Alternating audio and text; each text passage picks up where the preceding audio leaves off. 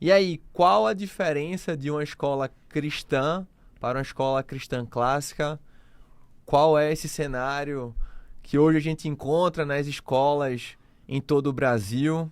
Às vezes a gente até observa, pastor, escolas que se dizem de forma denominalmente cristãs, mas que ensinam coisas que vão de encontro Uhum. à fé cristã, à É. doutrina cristã. Eu confesso que quando eu vim aqui morar em São Paulo, né, eu cheguei aqui em janeiro, e antes, obviamente, acho que como qualquer pai, a gente vai definir onde vai morar através da escola, né? É um Uhum. dos fatores decisivos para definir o nosso local de moradia. E eu abri o mapa de São Paulo, gigantesco assim, eu fiz, Luísa, ela fez, onde quem vai morar? Eu disse, onde tiver uma escola cristã clássica. Abre São Paulo aí, eu saí apertando, sem brincadeira. Em todos os bairros, escolas, e saí apertando. Falei, não é possível, cara. Não existe nenhuma. Não é possível. Eu ficava olhando assim, meu Deus, como é que a maior cidade do Brasil, que sai uma das maiores do mundo, se eu não me Uhum. engano Ah, agora, uma das terceiro, maiores, é né? top 10 do mundo tá São Paulo, né? É um marco de evolução, um marco de progresso, um marco de tecnologia, um marco financeiro, né? O São Paulo é o motor do Brasil. E eu tava crente que eu tava querendo morar ali, Itaim, Vila Olímpia, por ali, né? Não achava, não achava, não achava. Aí eu fiz, Luísa, desisti. Desisti. Tem a Triniter lá em São Bernardo, mas não posso ir pra lá. Tem uma, se eu não me engano, é o William Carey, É, acho que é em Franca, em né? Franca, mas também é muito longe. Eu fiz, Luísa, eu desisto. Vamos fazer o seguinte, aí foi o que eu trouxe para ela. Vamos pegar todo o nosso material da Zoe. Até um salve aí, né, pro pessoal da Classical Press, que tem um material maravilhoso. Uhum. E vários materiais aí que o pessoal foi compilando para ter lá na escola. E vamos trazer o material da escola. A gente coloca aqui no Mackenzie, uma escola aí bem. Todo mundo conhece, uma escola cristã. A gente vai falar sobre isso entre uma escola cristã e uma escola cristã clássica. Não é exatamente aquilo que a gente sonha, Uhum. mas por enquanto, vamos levar ele para lá. A gente até ficou se Complementa em perguntando. casa, né? Exato. Ele vai fazer. Aí minha esposa perguntou: ele vai fazer o integral? Vai ficar à tarde? Eu falei: não, à tarde não. Vai de manhã, de tarde ele vem para casa e a gente vai estudar com ele aqui agora o que a gente precisa passar. Não era exatamente o que a gente sonhava, mas era o que tinha. E eu acho que tem muitos pais que também têm esse mesmo sentimento no coração que eu. Então, pastor, a primeira coisa que eu acho que eu queria levantar aqui a bola é: e essa história de educação neutra, né? Uhum. Existe isso de, ah, não, eu levei meu filho para aquela escola, Uhum. o que ela está ensinando não é cristão, mas também é cristão, mas não é, nem fede, nem É. cheira. Será que isso realmente interfere na alma dele, na vida dele? Ou eu consigo no domingo ali, na minha escolinha dominical, fazer o trabalho? O Uhum. que é que o senhor tem aí para nos dizer Uhum. como pastor também, né? A resposta é simples, né? Não existe neutralidade. De forma alguma a gente pode aceitar que exista neutralidade numa coisa como essa, como tão profunda e que passa por todo ser humano, né? Que é a ideia de educação. Uhum. Às vezes a gente pensa, né, que educação é uma coisa muito técnica, né? O menino precisa ir para a escola para voltar sabendo fazer 1 mais 1 igual a 2, Uhum. né? Como se educação fosse uma coisa meramente técnica. Mesmo se fosse simplesmente técnico o seu estudo, né? Vamos dizer assim, você vai aprender a montar computador, sei lá, fazer software, né? Uhum. Pô, uma coisa bastante técnica. Ainda assim, dependendo da forma como você é ensinado, você pode carregar um monte de bagagem até anticristã, né? Eu tenho um amigo que estava me contando essa história de que uma vez um cara estava escrevendo um livro de geografia, né? Sobre geografia e tal, e era para uma editora que publica livros cristãos, né? E o editor tinha essa mentalidade muito boa, assim, né? Da ideia de que não existe neutralidade nas coisas que a gente Uhum. fala. Ou a gente vai adorar a Deus e glorificar a Deus com o que a gente está falando, ou a gente vai não glorificar, roubar a glória de Deus, né? E aí no livro de geografia ele começava falando lá sobre a água, né? Ele falava assim, a água é muito mal distribuída em toda a superfície da Terra, né?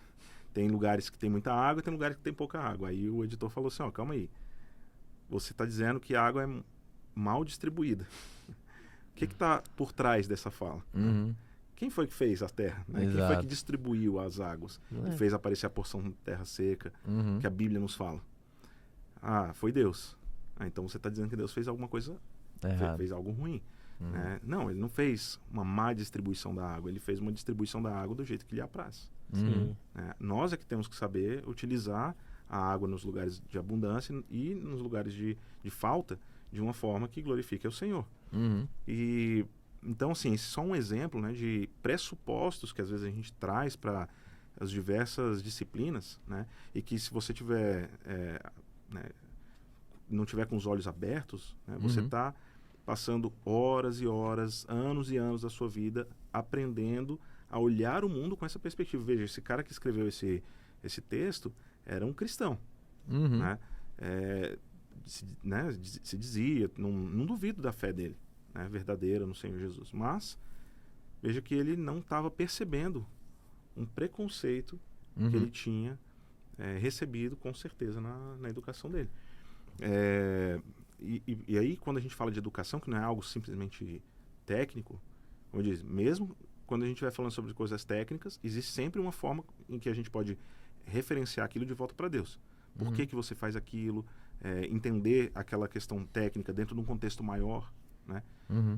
E até a forma como você aplica aquele aprendizado técnico, né, para a glória de Deus ou para o serviço do outro, né? Então existe sempre um componente de glorificação, mesmo em questões técnicas, mas principalmente quando se fala de educação, que não é algo técnico. Exato. É algo que envolve o todo do ser humano, envolve as perguntas mais importantes de onde é que nós viemos, para onde é que nós vamos. Existe alguém que governa a história, ou a história é uma série não interpretada ainda de acontecimentos que agora a gente vai interpretar da perspectiva humana, sabe, o que é a constituição de família. Então tem a vida inteira, o mundo inteiro, todas as coisas, todos os fatos,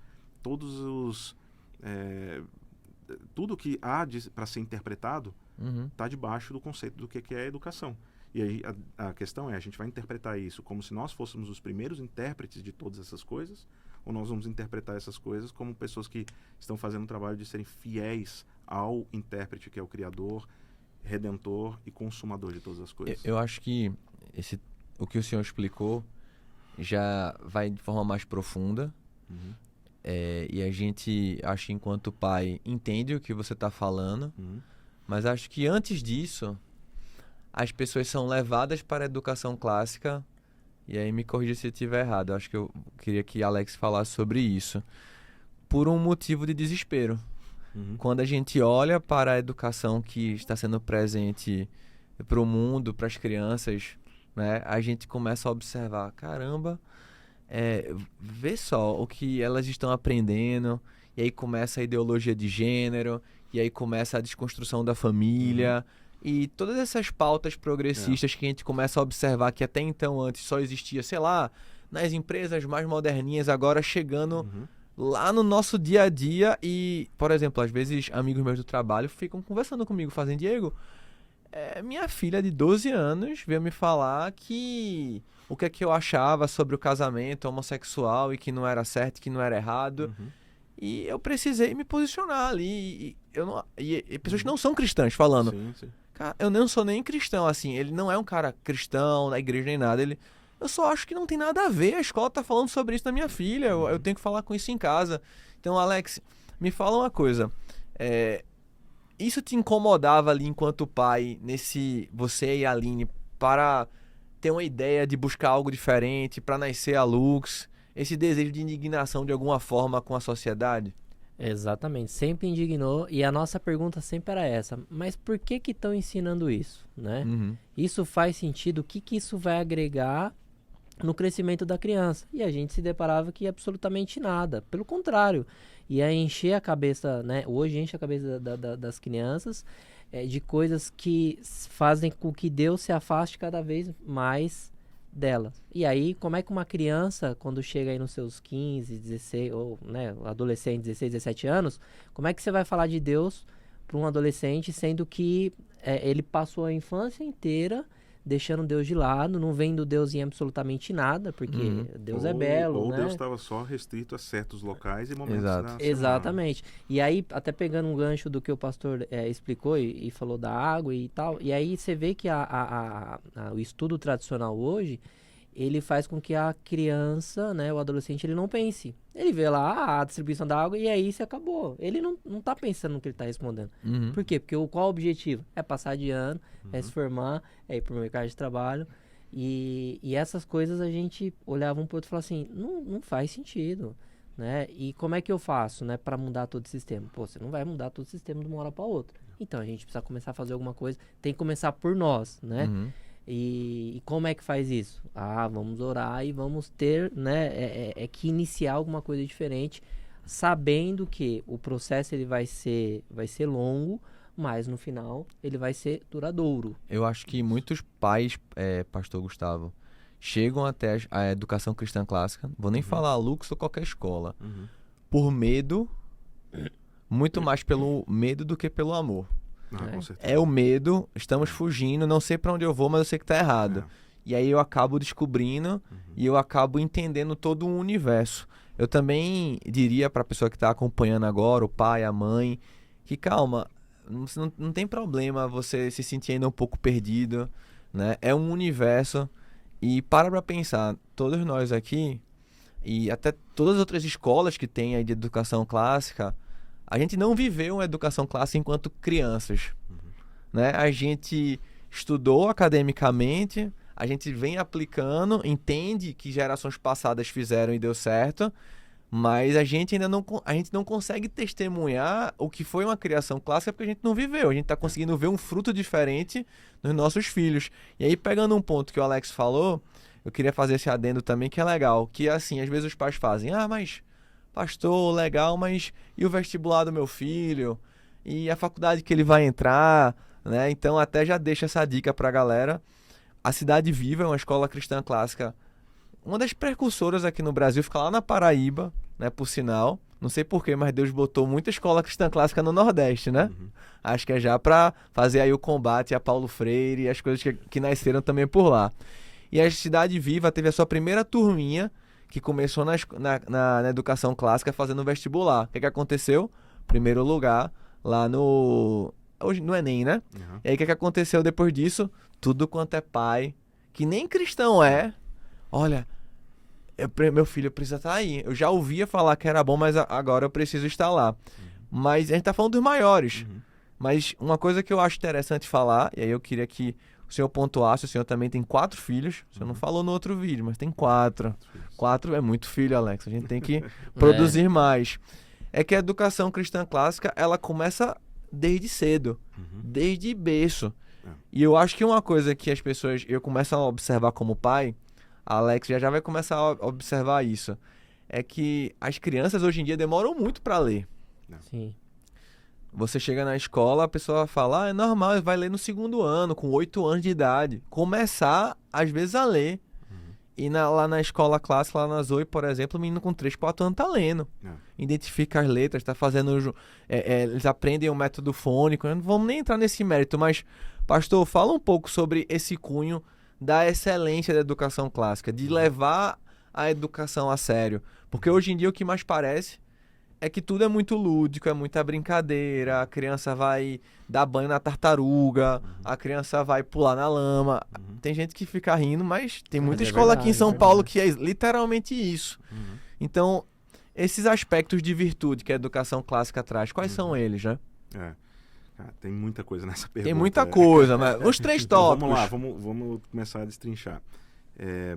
Primeiro, eu acho que no mundo moderno a gente aprendeu a esperar pouco das crianças, né? E dos adolescentes também. A gente espera pouco deles.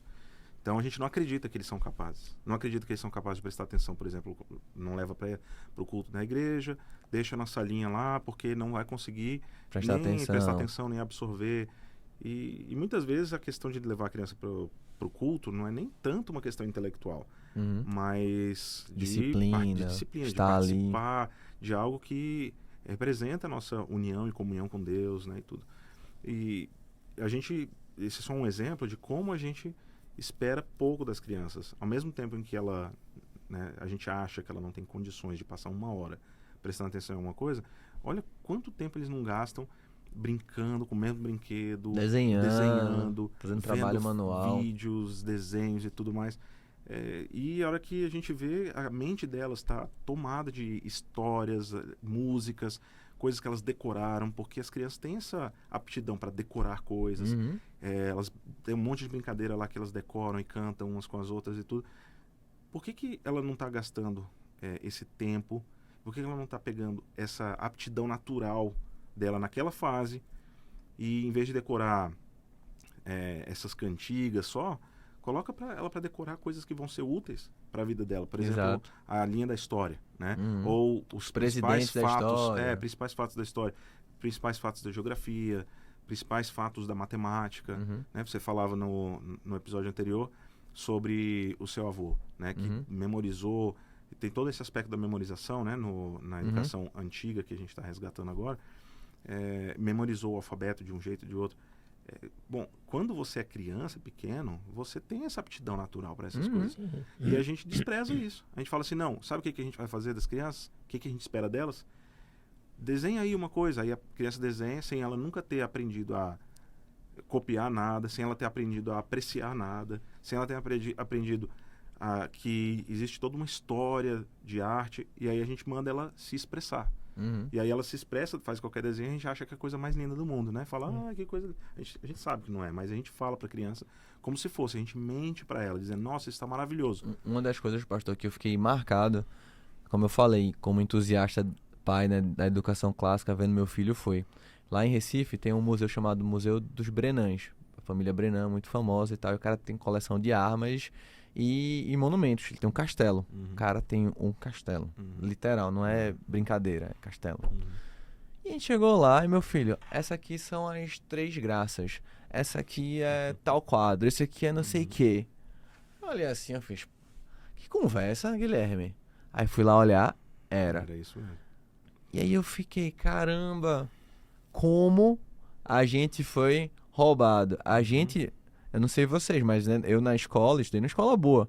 Artes era brincadeira, né? Eu lembro que teve uma exposição de Van Gogh lá em Recife, uma exposição que tava rodando no Brasil, umas quadras e tal. Aí meu filho falou, eu quero ir pra essa exposição. Eu fiz, filho, que conversa.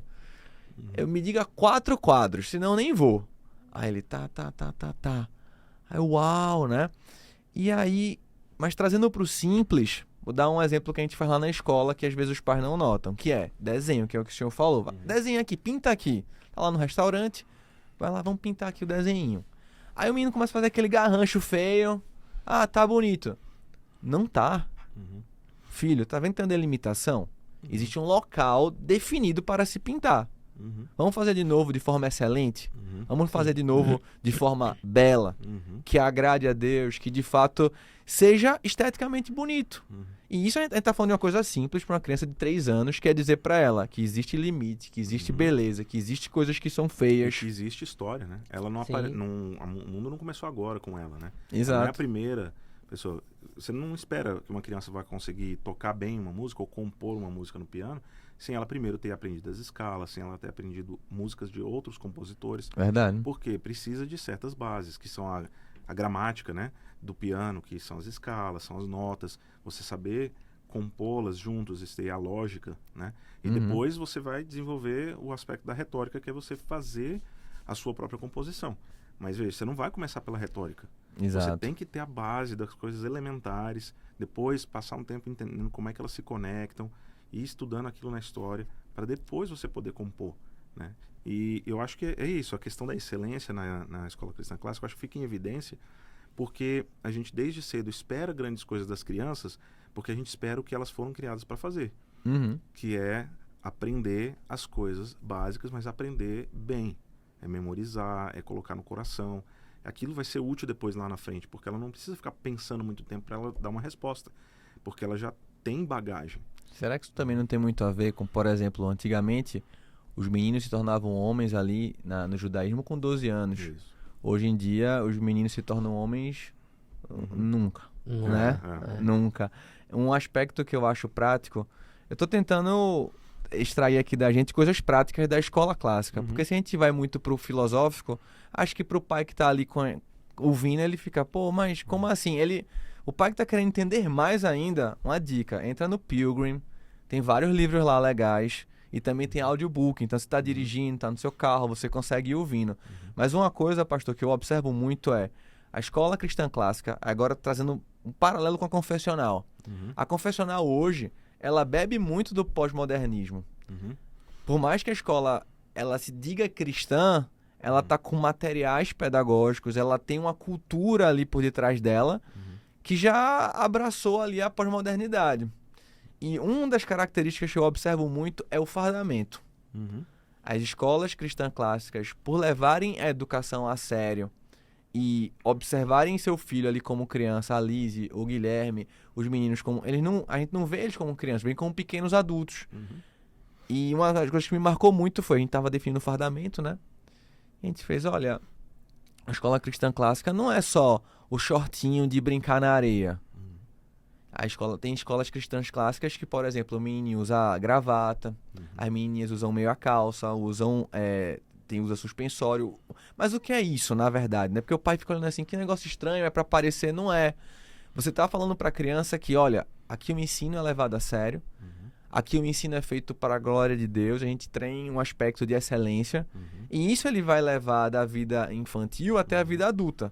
Na prática, o que eu vejo com meu filho, pastor, às vezes a gente vai pra igreja no domingo, e ele fica pra mim, pai, eu acho muito estranho aqui em São Paulo. Isso é cultural, tá? Mas, enfim, né? As crianças não vão de calça pro culto, vão de bermuda. Não pode ir pro culto de bermuda. Pro culto é a casa de Deus, a gente tem que ir com excelência, a gente tem que estar...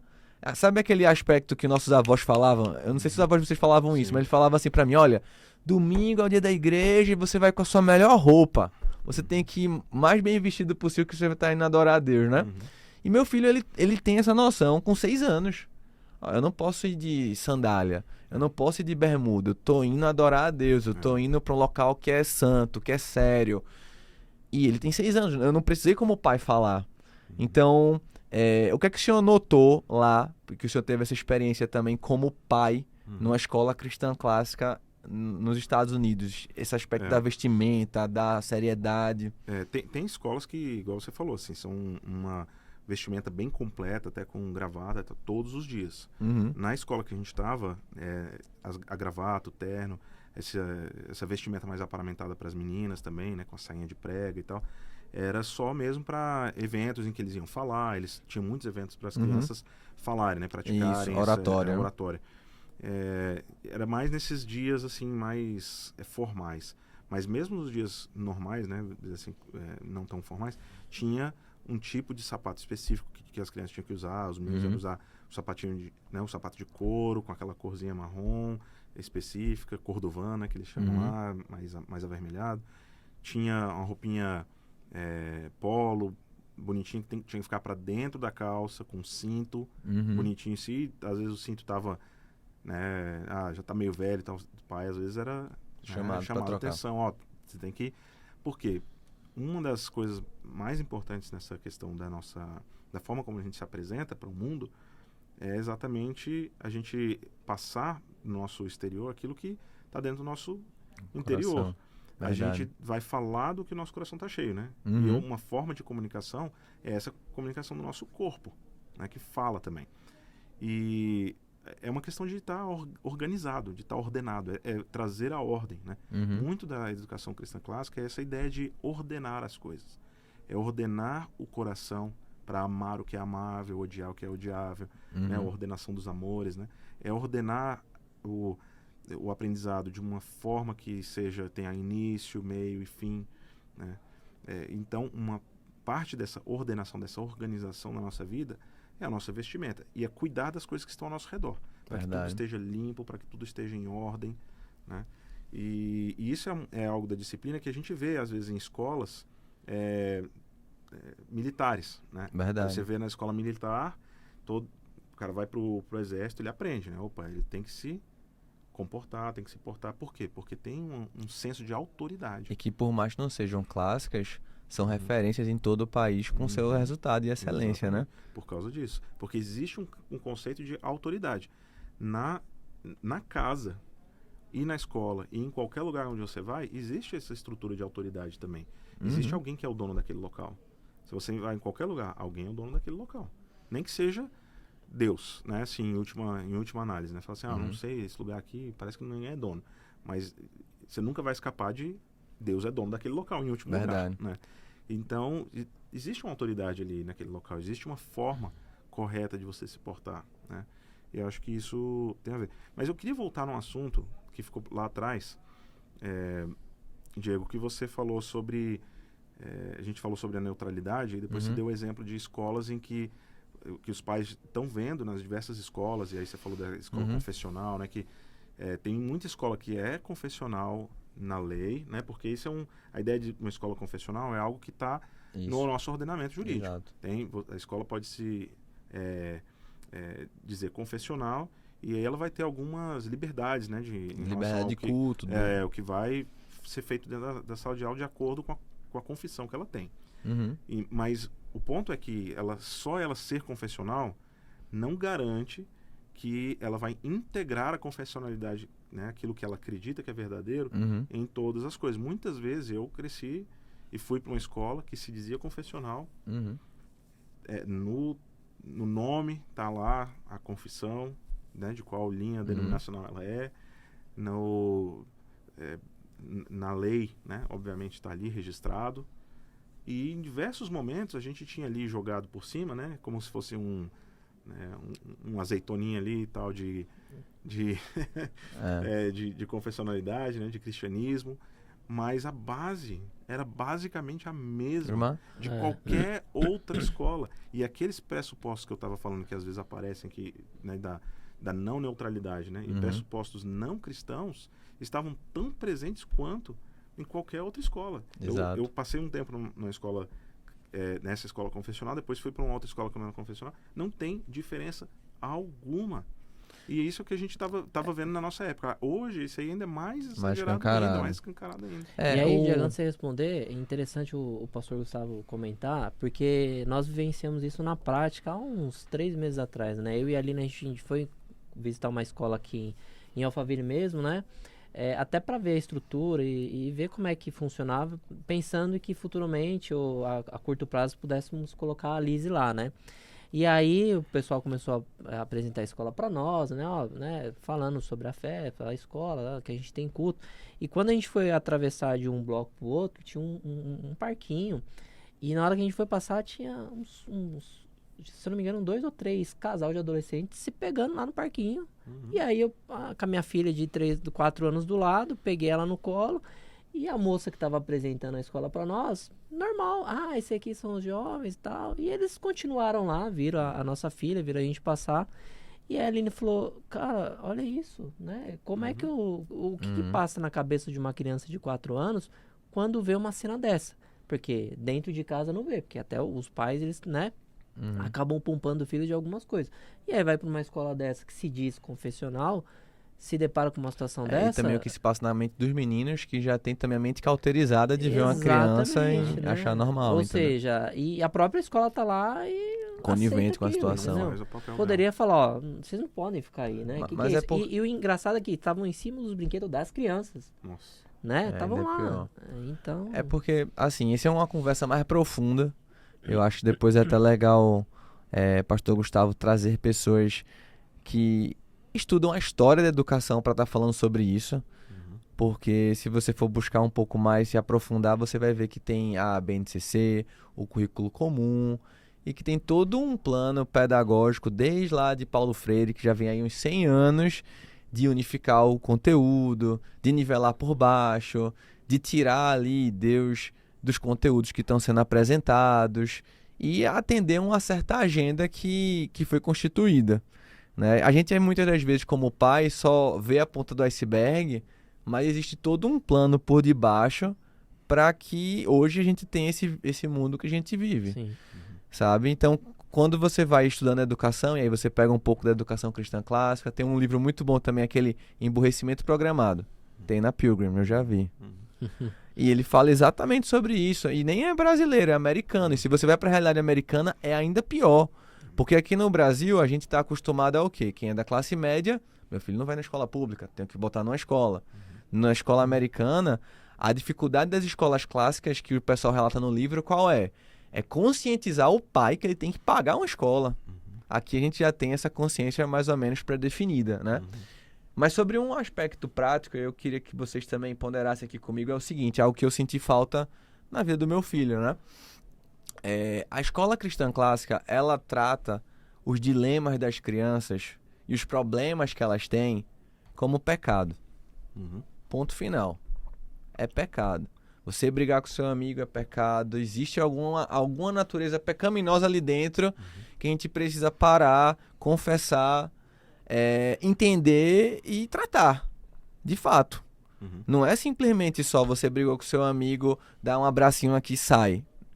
E isso era um dos aspectos que eu achava assim mais incrível da escola, sabe? Eu até falei pro senhor, quando eu era mais jovem, eu ia pra Palavra da Vida, me converti lá, trabalhava lá, e acho que todo mundo que viveu um pouco disso como jovem de acampamento, né? Sente essa experiência de Nárnia, né? Você tá num mundo que é um outro mundo ali, aquela semana que você vive no acampamento. E às vezes eu falo isso pros pais que chegam, digo, ó, sabe, já participou de acampamento? Cara, sei. Sabe aquela dinâmica onde tem ali, alguém erra, mas pede perdão e confessa pecado? Sabe aquela dinâmica? É essa escola aqui. É isso o tempo inteiro. Deus não está só no final de semana. Deus está presente de segunda a sexta. E também final de semana com sua família. Mas ele está aqui agora presente, né? E, pastor, isso é uma coisa impressionante. Porque as crianças, elas brigam, natural. Sempre o tempo inteiro elas estão ali em diálogo e conversando e vivendo ali na escola. Mas quando você consegue pegar ali a criança, as duas, e tratar o pecado ali que existe, é algo que de fato vai para o espiritual dela, mas que as escolas hoje, mesmo que se dizem confessionais, elas se abstêm disso, não é verdade? Tem uma baixa visão, né, assim, uma visão míope do pecado, né, do problema do pecado, do tamanho que ele é e quão entranhado ele está na cultura e mesmo no coração, né, de cada indivíduo. E isso que você está falando é uma coisa que tem um ponto assim importantíssimo de milênios, né, pra gente observar. Sabe todo aquele movimento dos mosteiros, né, monastério e tal.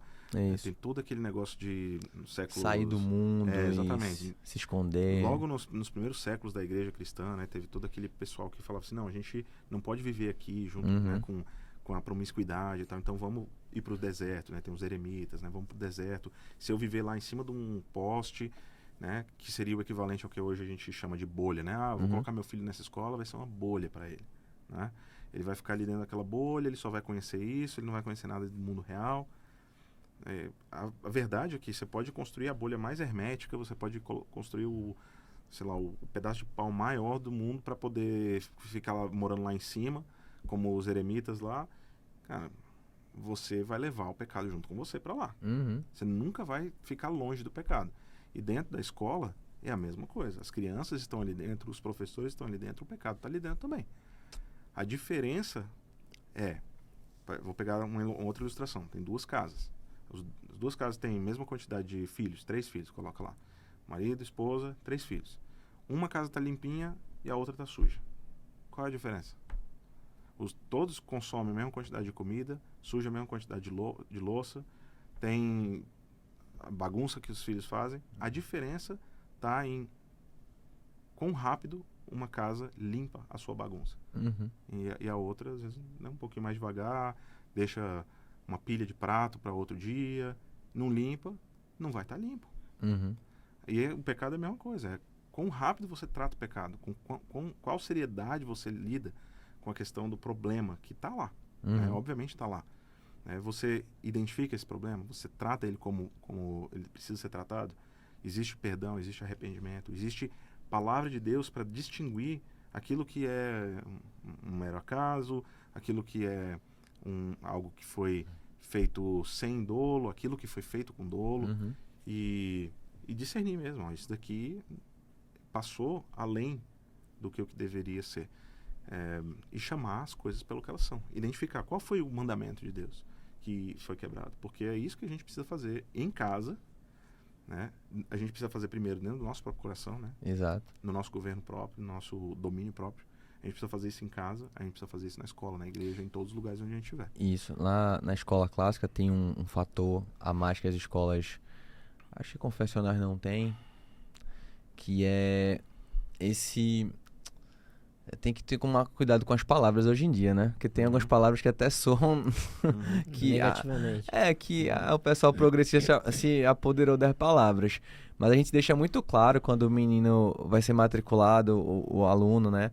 O menino, a menina, a gente fala assim pros pais, olha, a gente tem uma confissão de fé. Primeiro ponto. Isso eu nunca vi em nenhuma escola confessional. E a gente chama o pai e diz, olha, você pode ser católico, você pode ser mórmon, você pode ser o que quiser. A gente está aberto a todo mundo, mas existe uma confissão de fé. A gente basicamente recita o credo apostólico ali.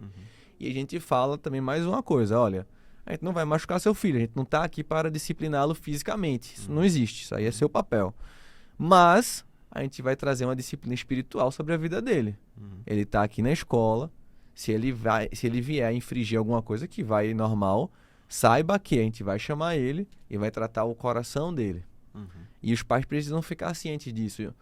Mas eu ia perguntar também, não sei qual é a visão de vocês hoje em dia em relação à igreja, porque quando a gente olha para as igrejas, mundo afora, parece que esse aspecto pecado, ele praticamente não existe mais.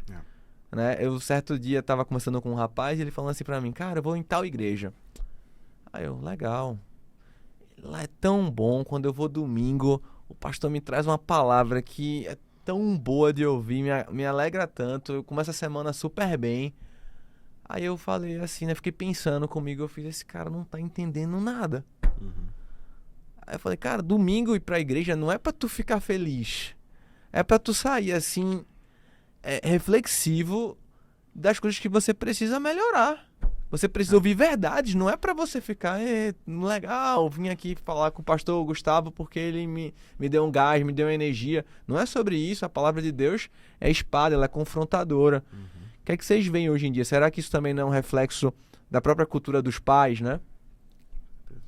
E até, antes de responder essa pergunta, o pastor estava fazendo um comentário aqui. Você sabe que quando a Aline ficou grávida, eu sempre tive uma certa dificuldade para entender essa questão do pecado na criança, né? Até uma vez a gente estava na igreja e o pastor ele falou assim, não, a criança já nasce com o pecado, né? E era algo que eu não tinha vivenciado na prática, então eu tinha uma certa dificuldade de aceitar isso, né? E aí eu tive uma experiência muito positiva muito engraçado com a Lise, que fez com que eu mudasse todo o pensamento, e hoje eu vejo o quão importante os pais, eles têm que estar inseridos nessa vida espiritual das crianças, porque são os pais que vai direcionar e vai orientar a criança sobre o pecado. E eles são o nosso reflexo, né?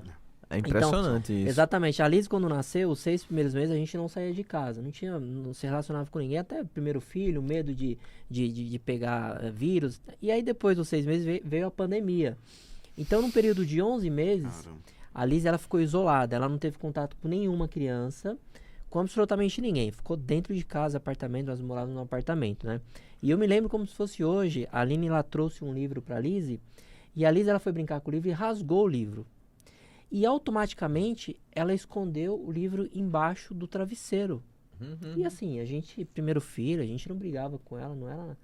E quando ela escondeu aquilo, naquele momento eu entendi o pecado que existia ali dentro. Meu Espírito Santo falando, né? pra ele, ó, tá vendo o que eu falei? Porque até então eu tinha na minha cabeça de que as crianças elas faziam coisas erradas porque elas imitavam, viam outras fazer, ou o pai ou a mãe. E naquele momento eu entendi, eu falei, meu Deus, como que de fato isso é real. Ninguém precisa ensinar, né? A criança Ninguém mentir. já nasce. O esforço todo é o contrário, né? E aí você falando, não exatamente. É correto, não é o que Deus espera de nós, mas não é também o jeito que Deus nos criou, né? Exatamente. Para fazer. Né? E aí por isso que hoje a gente está vivendo um período muito difícil com os adolescentes que não viram adultos nunca, né? Enfim, Porque os pais, eles acham que é a escola que tem que educar e tem que explicar. E na verdade não é. Isso tem que vir de casa. A escola só é um apoio. Né? Igual o Diego estava falando que a escola clássica, os pais eles têm que estar 100% envolvidos. Exatamente. Porque se não tiver envolvido, a gente não vai conseguir transformar. Não tem como. E a própria Bíblia fala, né? Que ensina teus filhos no caminho que ele tem que andar, que já ele não vai se desviar, né?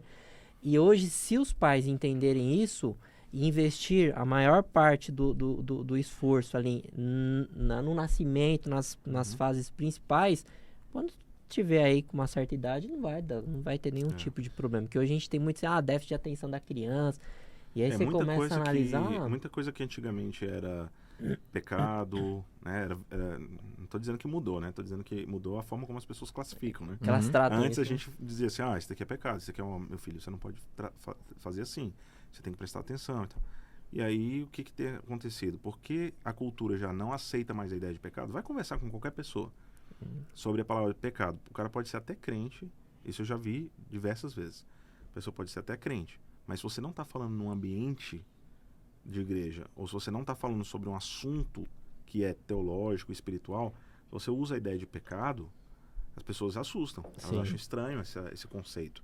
Porque isso não parece um conceito para elas, assim, normal. Você não pode falar dessa forma. Você pode falar erro, engano, qualquer coisa, menos usar o conceito de pecado. Então, as pessoas já não tratam, principalmente quando se trata de comportamento, seja de adulto, de criança, falhas de comportamento, você não pode chamar isso de pecado mais. Então, porque a pessoa já desistiu, né, a nossa cultura, né, já desistiu da ideia de entender a existência de algo verdadeiro, algo justo, algo correto, que é transcendental, né, que aplica-se a todas as pessoas, e aí para também de aceitar que existe uma culpa real, né, perante Deus. Como a gente começa a relativizar tudo isso na nossa cultura, o que acontece com a cultura? Qualquer desvio desses não é um desvio moral, mas é um desvio fisiológico, que deve ser tratado com algum tipo de remédio, medicação, ou deve ser simplesmente aceito por todos nós, né? Porque aquilo é a natureza da pessoa. Então a gente não está muito distante, na verdade, do pessoal moderno que entende que o pecado está na natureza. O problema é que eles acham que é natural naquele sentido de não tem muito o que você fazer, você vai tratar com remédio, enquanto que a gente diz assim, olha, está na natureza caída, mas não é natural do jeito que Deus nos criou para nós vivermos. Então, ele também nos dá o remédio espiritual para isso, mas é algo moral que precisa ser tratado. Eu acho que isso, pastor, entra naquilo que eu até compartilhei com o senhor e eu observo em minha vida, e eu acho que se todo mundo refletir um pouco da nossa geração, vai se identificar. A gente foi educado sobre... Eu também estudei numa escola confessional, não era uma escola clássica. Mas como é que funciona, né? De segunda a sexta, você aprende sobre os conteúdos normais, mas Deus, ele é colocado numa caixinha que se chama igreja final de semana, e ele está ali fora. E muitos desses pecados que a gente vê hoje em dia, desses problemas também que a gente vê hoje em dia, até nossos, que por mais que a gente esteja aqui falando de forma consciente, a gente está racionalizando, às vezes nós mesmos cometemos esses pecados, essas falhas no nosso dia a dia, e a gente não consegue identificar. Às vezes alguém precisa falar com a gente, ou até o próprio Espírito Santo precisa falar com a gente, por conta da forma que nós fomos criados na nossa educação. Sabe, até, por exemplo, dinheiro, que é um aspecto que todo mundo aí vive, e grande parte das pessoas muitas vezes tem dificuldade ali em se lidar, né? A gente relativiza muito o dinheiro também por conta disso, e praticamente tudo a nossa vida é basicamente, não, na igreja eu tenho um pensamento, e quando eu tô com meus amigos da igreja falando sobre teologia, eu racionalizo de uma forma, mas quando eu tô trabalhando, sentei no meu computador, dá um reset, entra uma outra pessoa, e a forma dele trabalha, o modus operandi é uma outra completamente. E eu hoje em dia eu entendo isso, e eu reflito e eu faço, cara, isso é exatamente por conta da minha educação quando era criança. Que quando você tava ali, coisas simples, o professor tá ali comentando sobre a criação da Terra, né? Vai lá, Big Bang, não sei o quê. Não, professor, e o aspecto da Bíblia? Deus falou que criou o mundo. Não, ó. Isso não é aqui. Isso você pode debater com o seu pastor na igreja, na sua EBD, mas não é em sala de aula. Então a gente foi fazendo o quê? Foi segmentando, foi particionando. Uma coisa é a fé, outra coisa é o pecado, outra coisa é meu trabalho. Sendo que a gente, enquanto cristão, foi chamado para viver de forma plena. Né? Até o nome Zoe vem de Zoé, que é o termo que Jesus usa. Não é bios, que é vida, mas a vida física, mas a vida abundante. Né? Então, assim, eu vejo hoje, pastor, e acho que se todo mundo fizer uma reflexão, você vai observar que vários dos pecados que você tem hoje em dia são herança da sua educação. E o que eu mais vejo forte, assim, em relação à educação cristã clássica para o meu filho, e que eu faço questão, e que eu empenho meu tempo e energia, eu quero que meu filho seja um homem para a glória de Deus. Amém. Não é verdade? Eu quero que ele honre a Deus naquilo que ele faz. Todo dia que eu falo com ele, que ele acorda, eu faço: filho. Ou ele às vezes deixa o quarto dele sem arrumar, ou tá fazendo um negócio de qualquer jeito. A gente tem que chamar ele e falar. Isso é uma coisa que se perdeu também hoje. Você tá fazendo isso com excelência? Você tá dando o seu melhor? Sim. Isso é uma frase puramente cristã. Porque na minha perspectiva, se não é pra glória de Deus, aí a provocativa também contrária. Por que eu preciso fazer, pai? Por que eu preciso arrumar meu quarto? Não preciso arrumar meu quarto. Deixa aí de qualquer jeito. Não é verdade? Então, se a gente não tem um respaldo bíblico, não tem como. Né? E um outro ponto que ainda vai além, sabe? Tem muita gente que é muito radical. Acho que o senhor já viu também, né? Que às vezes fala: se você não botar seu filho na escola cristã clássica, você tá pecando. Tem umas coisas assim, meio radicais nesse mundo. Você vai ver já e com a Lux. Também não é muito por aí. Mas assim, nós enquanto pais somos responsáveis pela vida espiritual deles. Somos. Totalmente. Espiritual e intelectual, né? Igual Exato. Depois a gente vai entrar mais a fundo aqui em Efésios 6, né? Que eu li no podcast anterior, no episódio anterior, e que Paulo fala, né, que para os pais criarem os seus filhos na disciplina e admoestação do Senhor. Essas palavras em português, né, são uma boa tradução, obviamente, explica um pouco do que significa, mas principalmente a palavra que foi traduzida aqui por admoestação é uma palavra grega que chama paideia. Né? Depois eu quero gastar um pouco mais de tempo depois para a gente tratar desse termo, que é um termo muito grande, né, que abarca muita coisa. É basicamente toda a ideia da cultura. Sabe quando você fala assim, educação naquele sentido de: filho, cadê a educação que eu te dei? Entendeu? Né? O filho faz uma coisa e fala assim: filho, cadê aquela educação suíça que seu pai te deu, né? Você quer, né? Porque a educação que é muito mais do que só o que se aprende em sala de aula, né? Então, mas envolve também isso. Né? Tem toda a questão do que você aprende intelectualmente, mas também toda a educação no sentido de cultura, né? Que está em volta, né? Da vida humana. Né? Então, quando o apóstolo usou essa palavra paideia, era uma palavra que ia ser muito rapidamente reconhecida pelos efésios, né? Que já era uma coisa da cultura grega, a ideia de paideia, que era todo o ensino, o estudo, já na cultura greco-romana, que envolvia as artes liberais, né, que eles chamavam, que era a gramática, a lógica, a retórica, né, que eram chamadas de as musas, né? E tudo isso fazia parte do conceito de paideia. Depois a gente vai expandir um pouco mais. Mas o ponto que eu queria colocar aqui é que o apóstolo Paulo fala assim: criem os seus filhos na disciplina e na paideia, mas não é na paideia do mundo, é na paideia de Deus, do Senhor, implicando que existe um conceito interessante que a gente tem, né, que a gente pode usar e dizer assim: olha, isso aí que os gregos e os romanos estavam fazendo é algo que deve ser feito, só que deve ser feito de uma forma diferente, porque é na paideia, não na paideia da vida comum greco-romana, mas na paideia do Senhor, que eles agora tinham que desenvolver. Né? O que é isso? Né? O que é essa paideia de Deus, então? E aí eles pegaram, usaram tudo isso que eles já tinham recebido na herança humana, né? Humanista, e aplicaram isso para a glória de Deus, reinterpretando isso à luz da verdade revelada nas Escrituras. Por que eu estou dizendo isso? Porque é obrigação dos pais não só disciplinar os filhos, mas essa educação no sentido positivo, e é uma educação de dar cultura, de enculturamento, né, de passar algo, cultura, mas não é só a cultura, não é a cultura normal do mundo, é a cultura, mas a cultura do Senhor. Então é uma coisa grande, profunda, e é responsabilidade dos pais. De novo, a escola, nenhuma entidade vai aparecer agora aqui e querer dizer, roubar dos pais. Essa autoridade e responsabilidade foi dada por Deus para os pais nas Escrituras.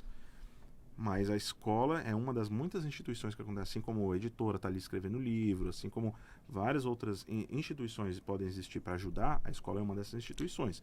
Então ninguém pode dizer assim, olha, você tem que colocar seu filho nessa escola, porque se você não colocar você está pecando. Não.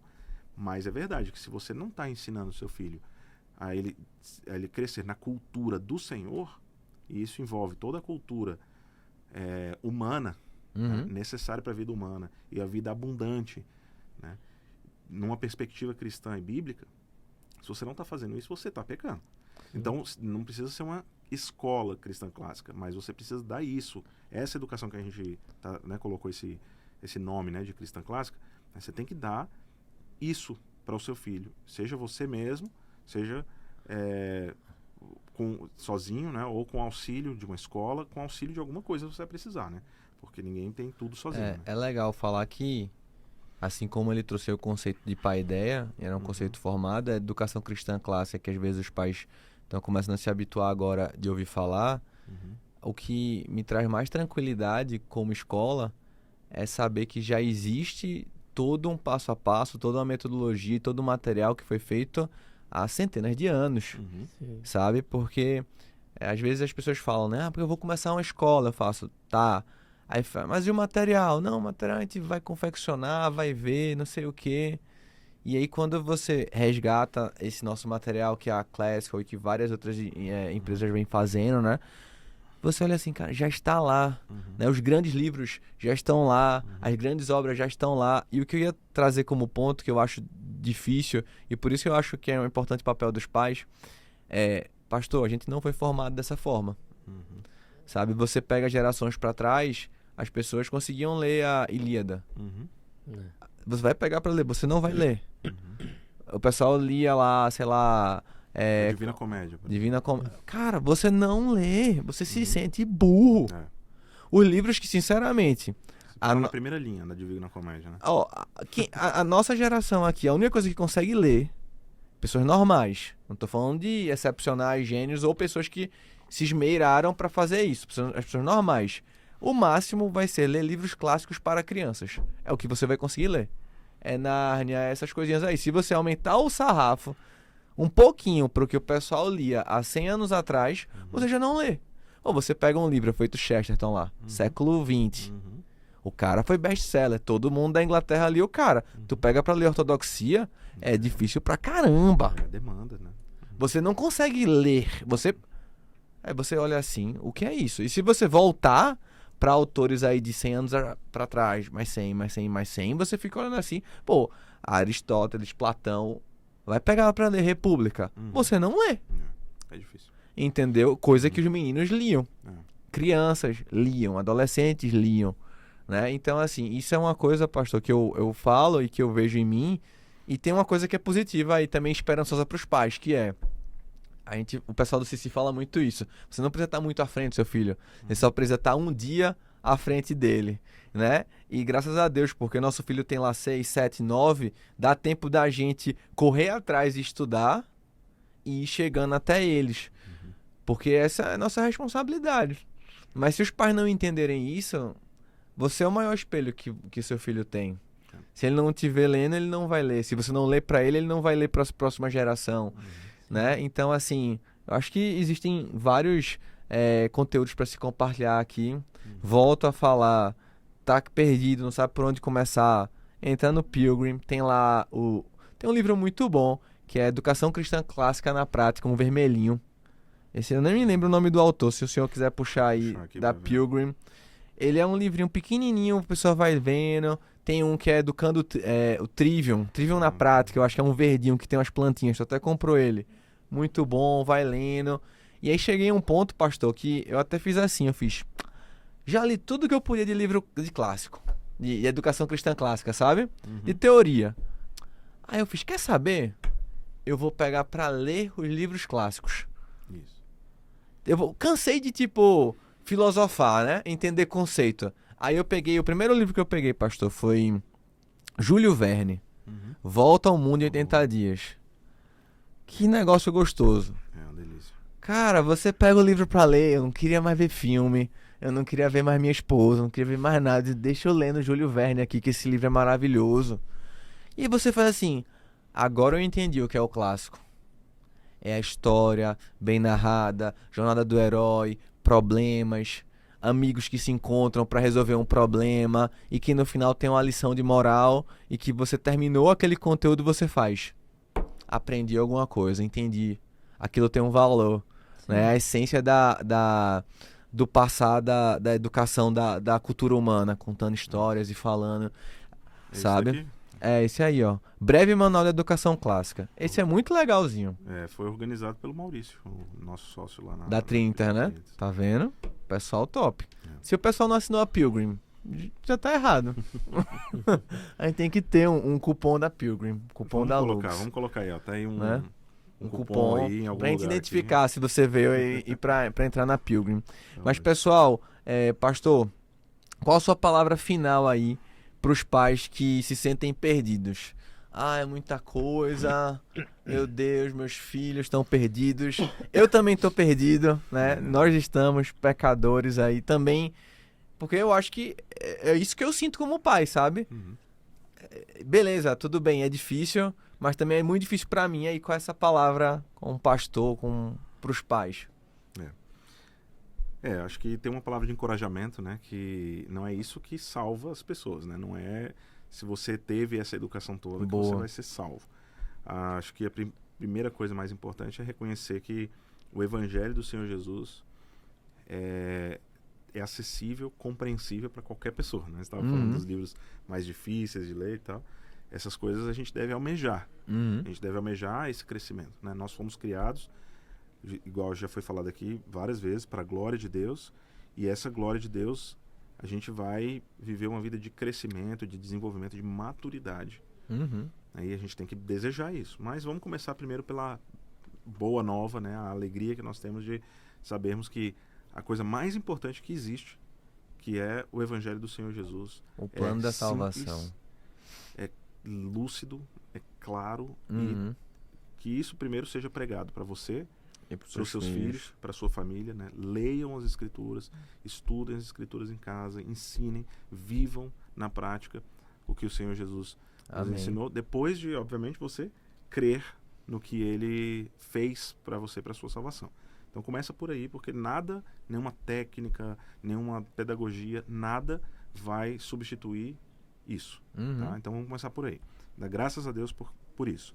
Segundo, uma vez que você é salvo, uma vez que você conhece o Senhor Jesus, uma vez que você está vivendo uma vida de apresentar isso para os seus filhos, você foi criado para crescer em maturidade e se assemelhar com o Senhor Jesus. Né? Nós estamos sendo transformados para estarmos na estatura do varão perfeito. Então, é bom, é normal que você não esteja satisfeito com o que você tem hoje, nesse quesito de santificação, de maturidade. Busque, confiando em Deus, pedindo a Deus, clamando, em união e comunhão com Ele, em união e comunhão com seus irmãos na igreja, e com os outros santos, né? A comunhão dos santos no sentido maior, né? Todo o corpo de Cristo. Aqui você vai encontrar uma parte dele na sua igreja local, mas aqui pela internet também, né, você encontra irmãos como nós, né, que estão desenvolvendo isso juntos. Né? E aí eu diria,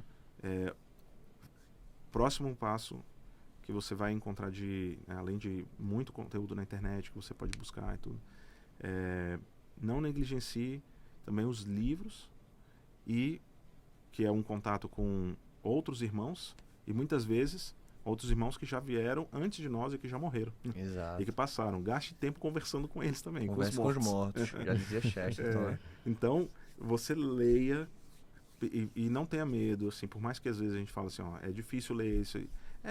Tudo bem, mas não tenha medo, começa, entendeu? Uhum. Vai ler, vai se envolver com uma cultura boa, melhor. Se você puder, né, se desloque um pouquinho para poder estar perto de comunidades que já estão vivendo isso. Verdade. Né? Porque às vezes o que a gente otimiza a nossa vida muitas vezes para o trabalho. Uhum. Né?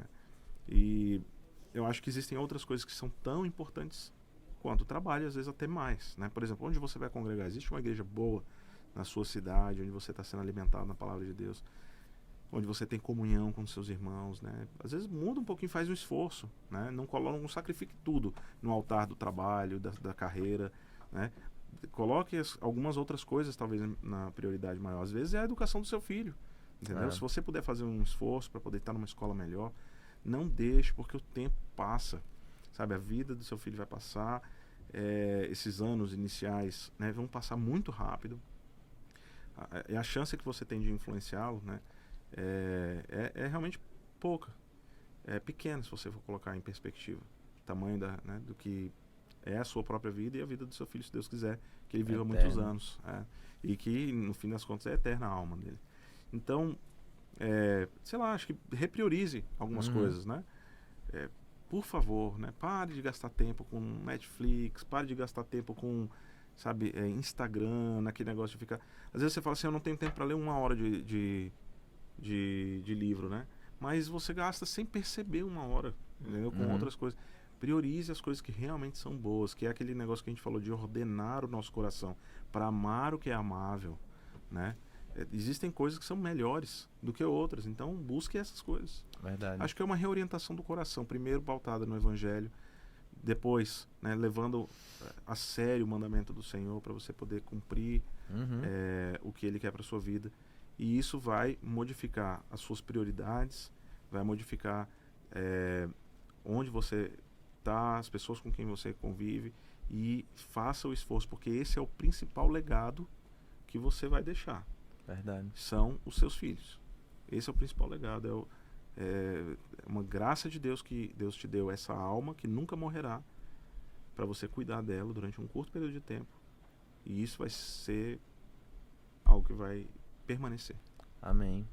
A gente poderia depois falar aí, quem sabe num próximo episódio, sobre os impactos que a gente imagina. Eu tenho algumas ideias da educação cristã clássica hoje no mundo.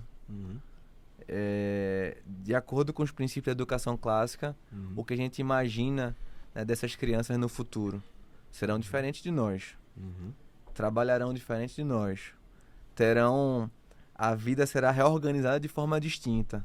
Amém. Não é verdade? Então, quais serão os impactos que essas pessoas vão estar trazendo? E a gente pode olhar para a história também e buscar um pouco disso, né? Buscar ali qual foi a herança dos puritanos aí, qual foi a herança da reforma. Tem muita coisa bacana que a gente pode estar compartilhando aqui. Então, espero você. Se você gostou desse vídeo, desse episódio, se inscreve no canal, deixa seu like. A gente vai estar produzindo mais conteúdos aqui com vocês. E se você é de São Paulo, venha nos conhecer, passa aqui na Lux, fica na região da Lapa. A gente vai colocar todos os detalhes aqui na descrição, no nosso Instagram. Liga, vem nos conhecer, vem tomar um café, vem conhecer aqui a escola. E o mais importante de tudo, ore por nós e ore para que Deus possa dar graça e trazer ainda mais escolas cristãs clássicas por todo o nosso Brasil. Deus abençoe.